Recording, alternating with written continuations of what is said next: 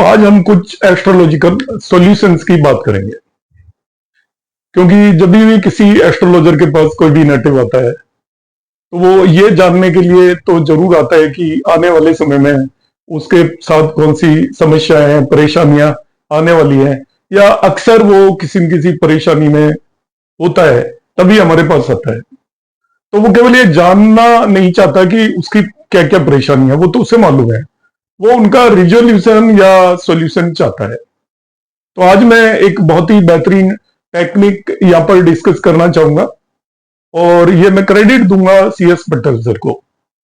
Astrology में जितने भी बड़े बड़े विद्वान हैं, कहीं मैं एसोसिएट रहा हूं, तो मैं जिनसे सबसे ज्यादा प्रभावित हूं वो CS पटेल है।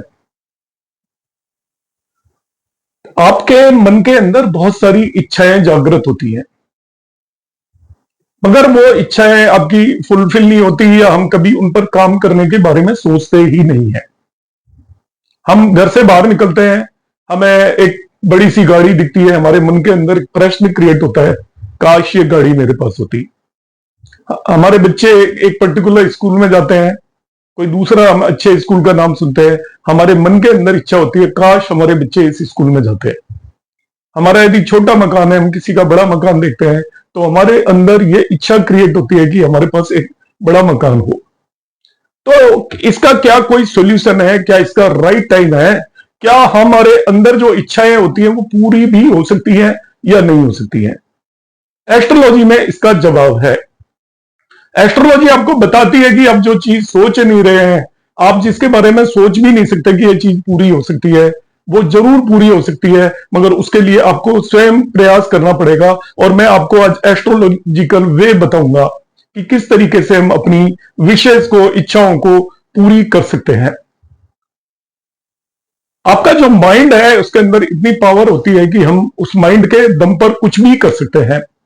मैं आपको जो रेमेडी बता रहा हूं बड़ी सिंपल है। आपकी जिंदगी के अंदर आप एक सर्टेन टाइम है, उस पर यदि आप एक प्रॉपर एक्शन लेंगे तो आपकी सभी इच्छाएं पूरी होंगी। हमारी इच्छाओं को पूरी करने में 3 प्लैनेट्स का सबसे इंपॉर्टेंट रोल होता है। उसमें सबसे पहला प्लैनेट होता है मून या चंद्रमा, जो मन का कारक है। चंद्रमा आपके माइंड के अंदर एक बीज, सीड क्रिएट करता है, इच्छा क्रिएट करता है। आप किसी चीज को देखते हो, आपका मन मचलता है, उससे आपके माइंड के अंदर, एक कॉन्शियस माइंड के अंदर एक इच्छा आती है एक टाइम के लिए, मगर हम उसे थोड़ी देर बाद बुला देते हैं। साथ ही साथ आपका मरकरी तभी के तभी एक्टिवेट हो जाता है, बुध जो कि बुद्धि का कारक है, लॉजिक का कारक है। जैसे ही आपके माइंड के अंदर इच्छा आती है, बुध उस इच्छा को खत्म कर देता है। आपकी बुद्धि कहती है नहीं, ये चीज मुझे मिल नहीं सकती। आपके पास एक गाड़ी नहीं है, एक बड़ी गाड़ी देखकर आपकी इच्छा हुई कि मैं बड़ी गाड़ी लूं, इमीडिएटली आपका बुध एक्टिवेट हो जाएगा। वो कहेगा नहीं नहीं, आपके पास इतना पैसा नहीं है, आप गाड़ी कहां से लोगे? आप किराए के मकान में रह रहे हो, आपके मन के अंदर इच्छा है काश मेरा मकान होता, तो आपका बुद्धि उसी समय पर काम करेगी, लॉजिक काम करेगा। वो कहेगा कि आपके पास इतना पैसा नहीं है, आप मकान कैसे ले सकते हो, और आप उस इच्छा को मार देते हो। तीसरा जो सबसे इंपॉर्टेंट प्लैनेट होता है आपकी इच्छा पूर्ति के लिए, वो होता है राहु। राहु है आपका सबकॉन्शियस माइंड। एक कॉन्शियस माइंड है जो आपको दिखाई दे रहा है, और सबकॉन्शियस माइंड है जो आपको दिखाई नहीं दे रहा। जब हमारे मन के अंदर एक इच्छा होती है, कभी भी कोई चीज क्रिएट हुई, हमने एक गाड़ी देखी, उसको खरीदने की इच्छा हुई, एक मकान देखा, उसको खरीदने की इच्छा हुई, हम उस इच्छा को, बुध ने उसको बुला दिया, आपको डिस्करेज कर दिया, नहीं नहीं आप नहीं ले सकते। मगर सबकॉन्शियस माइंड के अंदर वो चीज चलती रहती है, आपके अंदर कहीं ना कहीं वो बात रखी होती है कि नहीं नहीं मुझे मकान लेना है।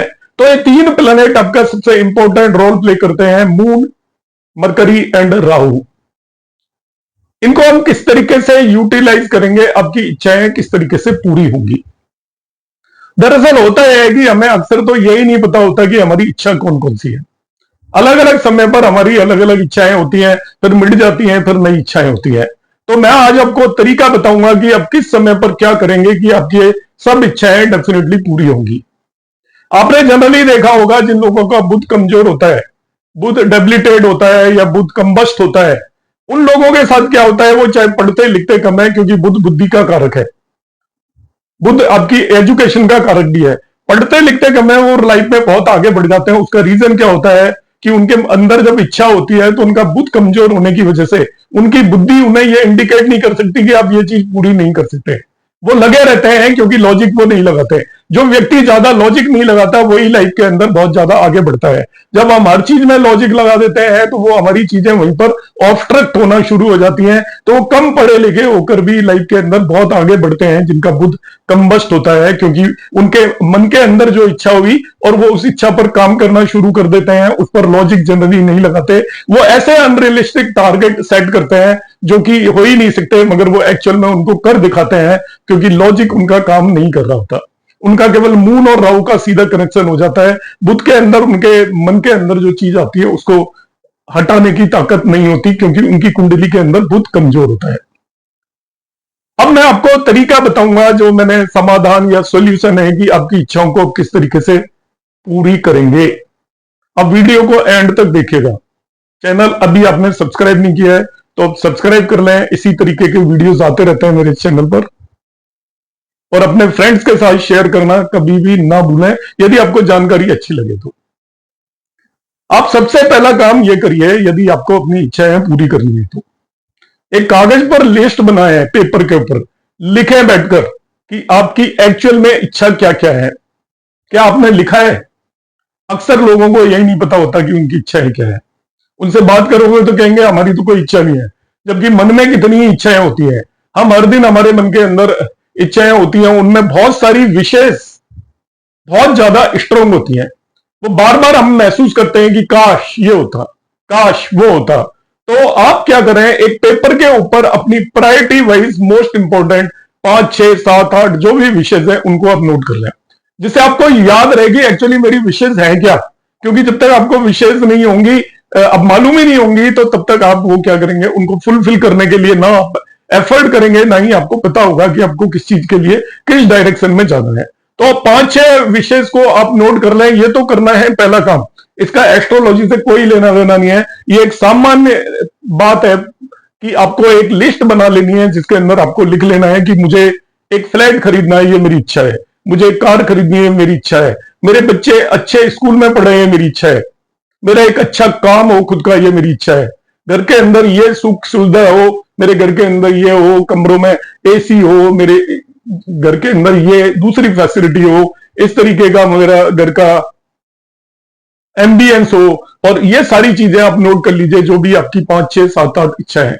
अब मैं आपको 5 वक्त बताता हूं, और ये मैं आपको ऐसी रेमेडी बता रहा हूं जो कि मैंने अपने ऊपर भी अप्लाई की है और बिल्कुल सटीक बैठती है। कितने ही लोगों को बताया, उसके बाद फाइनली मैंने सोचा क्यों ना मैं आपके साथ इसे शेयर करूं। आपको सामने यहां पर एक कुंडली दिख रही होगी, मैं इससे एक्सप्लेन करूंगा। विजिबिलिटी कम भी हो तो मैं बोलता रहूंगा, तो हो सकता है आपको ये समझ में आ जाएगा, क्योंकि कई बार इसका फोकस थोड़ा कम हो जाता है कैमरे का, तो ये बहुत क्लियर विजिबल नहीं होता, पर उससे घबराने की जरूरत नहीं है। मैंने यहाँ पे लिखा है, मून आपका विश का कारक है। चंद्रमा से आपके मन के अंदर इच्छा आती है। मरकरी लॉजिक है, तो वो इच्छाओं को हटा भी देगा और बढ़ा भी देगा। यदि आपके बस में नहीं है और ऐसी कोई इच्छा क्रिएट हो रही है जिसको आप फुलफिल नहीं कर सकते, तो मरकरी इमीडिएटली लॉजिक लेगा और आप उसे भूल जाओगे। राहु आपका सबकॉन्शियस माइंड है। जो भी इच्छा है आपके अंदर आई, उसको राहु अंदर कहीं न कहीं लेकर चलता है। आपके मन में आई कि मुझे एक पर्टिकुलर शर्ट बड़ी पसंद है, पैसे की कमी है, मगर दिमाग में राहु रखेगा उसको, और आपको मौका मिल गया तो वो इमीडिएटली उसे आप लेने की कोशिश करोगे, तो वो राहु है। बेसिकली यहां पर 5 फंडे हैं आपको। 5 पर्टिकुलर डेज हैं जिस पर आपको क्या करना है। यदि आप ऐसा करेंगे तो आपकी विश जरूर फुलफिल होगी। एक दिन होता है अमावस्या का। आप चूज कर लीजिए अमावस्या का दिन, जिसे हम नो मून डे बोलते हैं। अमावस्या के दिन आपका चंद्रमा दिखाई नहीं देता, बिल्कुल जीरो उसकी रोशनी होती है। वो पक्षबल में सबसे कमजोर होता है अमावस्या के दिन। आपको वो अमावस्या की रात चूज करनी है जिस पूरी रात को अमावस्या होनी चाहिए। कई बार अमावस्या होता है कि वो दिन में शुरू होती है और रात्रि अगले दिन से पहले ही खत्म हो जाती है। आपको नो मून नाइट लेनी है, जो पूरी की पूरी 12 आवर की नाइट के अंदर चंद्रमा आपका बिल्कुल भी ना दिखाई दे, मतलब वो पूरी तिथि पूरी रात को होती है। ऐसी अमावस्या की आप रात नोट करिए, और जो आपने लिस्ट बनाई थी उसे आप रीड करिए बैठकर, मेडिटेशन में ध्यान लगाकर, ईश्वर का ध्यान रखकर। आप जिस भी ईश्वर को मानते हैं उसका आप ध्यान रखिए, और उस लिस्ट को रीड करिए 2 या 3 बार कि आपके माइंड के अंदर कौन कौन सी विशेष है। कि आपको मकान लेना है, आपको ये करना है, आपको ये करना है, आपको ये करना है, मेडिटेशन में शांत होकर अमावस्या की रात को करनी है, आपकी वो सबसे स्ट्रॉन्ग विश फुलफिल होगी। मैं आपको इसका एग्जाम्पल बता रहा हूं। देखिए, हमारे यहां पर लक्ष्मी पूजन या दिवाली पूजा होती है, वो अमावस्या की रात को होती है। दिवाली पूजा हम अमावस्या की रात को क्यों करते हैं?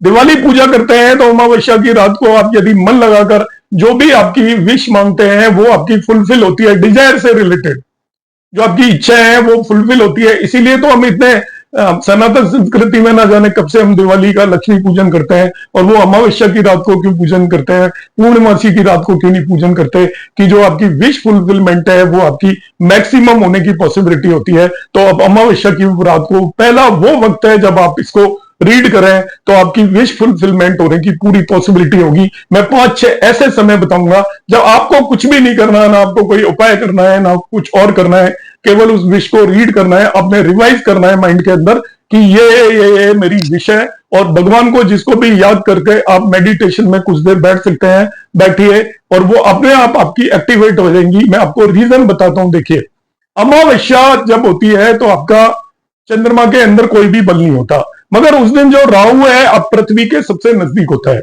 और राहु ही आपकी विश फुल करने के लिए जो प्लेनेट रेस्पॉन्सिबल है वो राहु है। वो राहु पृथ्वी के सबसे नजदीक होता है। आपका सबकॉन्शियस माइंड सबसे ज्यादा एक्टिवेट होगा उस दिन, क्योंकि वो अर्थ के सबसे नजदीक होगा अमावस्या वाले दिन। तो सबकॉन्शियस माइंड आपका सबसे ज्यादा एक्टिवेट होगा। तो आप जो भी हम काम करते हैं वो सबकॉन्शियस माइंड की वजह से काम करते हैं। आपका कॉन्शियस माइंड लगातार बदलता रहता है। जो आपके मन के अंदर, जैसे हम देखते हैं कोई चिंता चल रही होती है तो कॉन्शियस माइंड से तो आप कुछ और काम कर रहे होते हो, मगर वो चिंता लगातार लगी रहती है, महीनों तक लगी रहती है, सालों तक लगी रहती है, पीछे नहीं छूटती। तो वो सबकॉन्शियस माइंड है। तो आप जब अमावस्या की रात को इसको पढ़ते हो तो सबकॉन्शियस माइंड के अंदर ये चीजें बहुत गहराई से स्थापित होती हैं और आपके वो विश फुलफिलमेंट में सबसे इंपॉर्टेंट रोल प्ले करती हैं। दूसरा आपको क्या करना है, ऑन राहु मून ट्रांजिट, जब आपका राहु के ऊपर आपकी कुंडली का, जहां पर भी राहु बैठा है, जैसे इस व्यक्ति की कुंडली में राहु यहां पर बैठा है, इस पर जब भी मून ट्रांजिट करेगा, हर महीने में 2.25 दिन तक राहु के ऊपर मून ट्रांजिट करता है। मून एक राशि में 2.25 दिन रहता है, करीब करीब 2.25 से 2.5 दिन। तो आपकी कुंडली के अंदर भी जो मून है, ट्रांजिट वाला मून, आपकी कुंडली में जहां पर भी राहु बैठा है, आप अपनी जन्म कुंडली लगा दीजिए, उससे जब भी मून ट्रांजिट कर रहा है उन 2.25 दिन में आप कभी भी इसको 2 दिन 3 दिन आप इसको रीड करिए, जो भी आपने लिस्ट बनाई है अपनी विश की। और आप इसमें चेंज करना चाहते हो तो चेंज भी कर सकते हो। आपको लगा कि मेरी कोई विश बदल गई है, विश फुलफिल हो गई है, दूसरी विश लाना चाहते हो तो उसे भी आप यहाँ पर पढ़कर मेडिटेशन में बैठकर अपने भगवान का जिसका भी नाम लेना है, कोई पूजा पाठ आपको अधिक नहीं करनी, और केवल उस लिस्ट को पढ़ते जाइए। आपके सबकॉन्शियस माइंड के अंदर यह आता रहेगा। जब भी राहु एक्टिवेट हो गया है अब आपका, जब भी मून ने आपके नेटल राहु के ऊपर, आपकी कुंडली के राहु के ऊपर मून ने ट्रांजिट किया। तीसरी कंडीशन आपकी होती है और नेटल मून, जब मून ट्रांजिट करता है, आपके चंद्रमा, आपकी कुंडली में चंद्रमा जिस भी राशि के अंदर है उसके ऊपर जब आपका ट्रांजिट वाला चंद्रमा जब भी आपका मूव करेगा उसके ऊपर से, तो आपका नेटल चंद्रमा तो फिक्स है, और ट्रांजिट वाला चंद्रमा उसके ऊपर से भी 2.25 दिन आपका ट्रांजिट करेगा। उन 2.25 दिन में भी आप 5 मिनट का, 2 मिनट का, 3 मिनट का वक्त निकालकर अपनी जो भी विश वाली लिस्ट है उसे आप केवल रीड कर लीजिए। इसके अलावा आपको ज्यादा कुछ नहीं करना। कई लोगों की कुंडली में आपने देखा होगा कि राहु और मून की युति होती है, तो ऐसे लोगों के लिए तो ये बहुत ही स्ट्रॉन्ग कॉम्बिनेशन है, क्योंकि जब चंद्रमा ट्रांजिट वाला राहु के ऊपर आएगा तो वो मून के ऊपर भी होगा। ऐसे लोगों के लिए विश फुलफिलमेंट का ये बहुत ही बेहतरीन टाइम होता है। और वो अमावस्या भी हो, तीनों चीजें एक साथ मिल जाए भाई दुबे, कि आपका मून ट्रांजिट भी मून पर कर रहा है, मून ट्रांजिट भी राहु पर कर रहा है, उसी दिन अमावस्या भी आ जाती है भाई दुबे, और उस समय पर आप ये विश करोगे तो आपका बहुत ही जल्दी आपको इंडिकेशंस मिलना शुरू हो जाएंगे उस विश के फुल होने के। आप घर बैठे बैठे आपको ऐसा कोई काम या ऐसी कोई चीज मिल जाएगी जिससे आपकी बहुत जल्दी एकदम, जिसे कहते हैं टर्न अराउंड हो जाएगा आपके फॉर्च्यून के अंदर, आपके भाग्य के अंदर। तो ये आपका तीसरा कॉम्बिनेशन है। चौथा, on moon when Rahu transit at same degree. अब राहु भी मून पर ट्रांजिट कर रहा हो, आपकी कुंडली का जो मून है ये चौथा है। ये सारे एक साथ होना जरूरी नहीं है, इनमें से अलग अलग समय पर आपका कभी क्या होगा, अमावस्या की रात होगी उस दिन भी आप ये काम करें, मगर वो ध्यान रखें पूरी रात अमावस्या होनी चाहिए। या आपकी कुंडली के राहु के ऊपर मून ट्रांजिट कर रहा है उस दिन या मून के ऊपर आप मून ट्रांजिट कर रहा है उस दिन। चौथा कॉम्बिनेशन है जब राहु ट्रांजिट में मून के ऊपर है, जैसे इस समय पर राहु एक्वेरियस साइन में 11 साइन में ट्रांजिट कर रहा है, तो जिस भी व्यक्ति का मून 11 साइन में है, मगर आपको ध्यान रखना है कि राहु की डिग्री और मून की दोनों की डिग्री मैच होनी चाहिए। जब मून के बहुत क्लोज होगा राहु, वो 4-5 दिन आएगा 1.5 साल में केवल, क्योंकि राहु एक राशि में 18 मंथ रहता है, और आपका मून की डिग्री के क्लोज जब वो आएगा तो 3-4 दिन का पीरियड होगा। उस समय पर आप चारों दिन रात्रि के समय पर इनको जो भी आपकी विश लिस्ट है उसको पूरी करें। आप बदल सकते हैं अपनी विश लिस्ट को, उसकी कंप्लीट होने की संभावना होगी। और पांचवा जो कॉम्बिनेशन है, the fifth combination and last combination जो मैं यहां पर बता रहा हूं, वह है ओवर असेंडेंट साइन। आपकी जो लग्न का साइन है, जैसे यहां पर इस व्यक्ति की लग्न का साइन 12 है, असेंडेंट साइन या असेंडेंट लॉर्ड जो भी लग्न का लॉर्ड है, जैसे यहां पर जुपिटर है असेंडेंट लॉर्ड, इसके ऊपर राहु या मून दोनों में से कोई भी ट्रांजिट कर जाए तो उसकी विश फुलफिलमेंट डेफिनेटली होगी। मैंने ये देखिए यहां पर चार्ट क्यों लिया हुआ है। ये एक ऐसा कॉम्बिनेशन में इस व्यक्ति की ऐसी 4-5 विश थी जो बरसों से चली आ रही थी मगर फुलफिल नहीं हो रही थी। अभी मैं आपको रिसेंट एग्जांपल दे रहा हूं, तभी मैं ये चार्ट बनाया है, क्योंकि मेरे पास ऐसा आया, उन्होंने आकर बताया, मैं तो इसको कब से एक्सपीरियंस कर रहा हूं, तो वो अभी इमीडिएटली वो उन्होंने आकर मुझे बताया, तो मैं सोचा क्यों ना आपसे मैं शेयर करूं इसे। देखिए इस व्यक्ति के केस में क्या है, इसका मून भी लग्न में बैठा हुआ है, राहु भी लग्न में बैठा है, दोनों उसमें है, और ये आपका 12 साइन में है। तो इसकी 3 चीजें सेम होगी, मून भी वही हो गया, राहु भी वही हो गया, और लग्न भी वही होगी। तो मैंने पहले केस में बताया आपका ऑन राहु मून ट्रांजिट करता हो, on natal moon moon transit करता हो, ऑन लग्न मून ट्रांजिट करता हो, तो ये तीनों इसके उस पर ट्रांजिट एक साथ करते हैं। जब भी मून आएगा तो वो मून पे भी ट्रांजिट करेगा, राहु पे भी ट्रांजिट करेगा, और लग्न के ऊपर भी ट्रांजिट करेगा मून। सिमिलरली यहां पर अभी क्या हो रहा था लास्ट में, जो राहु है वो भी, क्योंकि राहु 12 साइन में था पिछले 1.5 साल तक, तो राहु भी मून पर ट्रांजिट किया, राहु भी लग्न पर ट्रांजिट किया, और राहु पे भी ट्रांजिट किया। तो इसके मल्टीपल कॉम्बिनेशंस बहुत स्ट्रांगली बन रहे थे, क्योंकि राहु 12 साइन में ट्रांजिट कर रहा था। तो कॉम्बिनेशन यह है कि राहु भी यदि लग्न पर ट्रांजिट कर जाए, राहु भी यदि मून पर ट्रांजिट कर जाए, दोनों की डिग्री सेम हो, और उस समय पर अपनी उस विश लिस्ट को आप पढ़ते हो, रिवाइज करते हो, मेडिटेट करते हो, ध्यान लगाते हो, अपने ईश्वर को याद करते हो उस समय पर, तो आपकी विश फुलफिलमेंट होने की पूरी संभावना होगी। और इस व्यक्ति की ऐसी बड़ी बड़ी विश फुलफिल हुई जिसकी कि इसको कोई उम्मीद नहीं थी, कोई एक्सपेक्टेशन नहीं थी, कोई चांसेस नहीं थे, और वो इसलिए मेरे पास यहां पर आया। तो मैंने सोचा क्यों ना मैं आपके साथ भी इसे शेयर करूं, प्रैक्टिकली मैंने ये बहुत बार लगाया है। अब एक और चीज, यदि आपकी राहु की दशा भी चल रही है उस समय पर, और ये आप कर रहे हैं, तो वो आपके लिए सबसे बेहतरीन होगा। इन पांचों में से कोई एक काम कर सकते हो, 2 कर सकते हो, 3 कर सकते हो, 4 कर सकते हो, 5 कर सकते हो, आपको सब अपॉर्चुनिटीज मिलेंगी। अमावस्या हर महीने आती है, चंद्रमा के ऊपर हर महीने ट्रांजिट करता है, चंद्रमा राहु के ऊपर हर महीने 2-3 दिन ट्रांजिट करता है। ये कॉम्बिनेशन तो आपको एवरी मंथ मिलेंगे। राहु आपके मून के ऊपर 1.5 ईयर में ट्रांजिट करेगा, ये कॉम्बिनेशन मिलेगा। फिर चंद्रमा आपकी लग्न और लग्न लॉर्ड पर भी हर महीने ट्रांजिट करता है, तो एक महीने में आपको 8 से 10 दिन भी मिल सकते हैं। जब आप इस लिस्ट को रिवाइज करोगे और आप देखेंगे चमत्कारिक तौर पर आपकी ये सारी विश फुलफिल होंगी। यदि आपकी राहु की दशा चल रही है तो और भी बेहतर है। Further one more thing, if desire related to house through which Rahu transit, यदि राहु जिस हाउस से ट्रांजिट कर रहा है उससे रिलेटेड डिजायर तो आपकी और भी ज्यादा स्ट्रांगली फुलफिल होगी। यदि राहु की दशा है और राहु जिस राशि में बैठा हुआ है, जिस भाव में बैठा हुआ है, उससे रिलेटेड विश आपकी सबसे पहले फुलफिल होगी। जैसे इस समय पर राहु 11 साइन के अंदर ट्रांजिट कर रहा है, 11 साइन में ट्रांजिट कर रहा है, राहु आपकी लग्न के अंदर बैठा हुआ है। ये इस चीज को यदि प्रैक्टिस करते हैं तो 11 साइन का मतलब 12th हाउस से रिलेटेड इनकी जो भी विश फुलफिलमेंट है, फॉरेन जाना है या इस तरीके की कोई भी आपकी विश फुलफिलमेंट है, वो डेफिनेटली आपकी फुल होगी। और लग्न के अंदर राहु बैठा हुआ है, तो यदि राहु की जब भी इनकी दशा चलेगी और यदि वो इस चीज को प्रैक्टिस करेंगे तो लग्न से रिलेटेड इनकी विश डेफिनेटली फुलफिल होगी। तो मैंने जो 5 कॉम्बिनेशन बताए वो मैं एंड में ब्रीफ कर देता हूं कि आपको अपनी कोई भी विश फुलफिल करनी है, आपके अंदर जो भी इच्छा है जागृत है, उन सभी इच्छाओं की आप एक लिस्ट बना लें। 5 ऐसे दिन हैं जो अलग अलग समय पर आएंगे, हर महीने आएंगे, इसमें 3-4 दिन। तो अमावस्या, वो अमावस्या वो होनी चाहिए पूरी रात को अमावस्या हो, उस दिन आप उस लिस्ट को पढ़ें।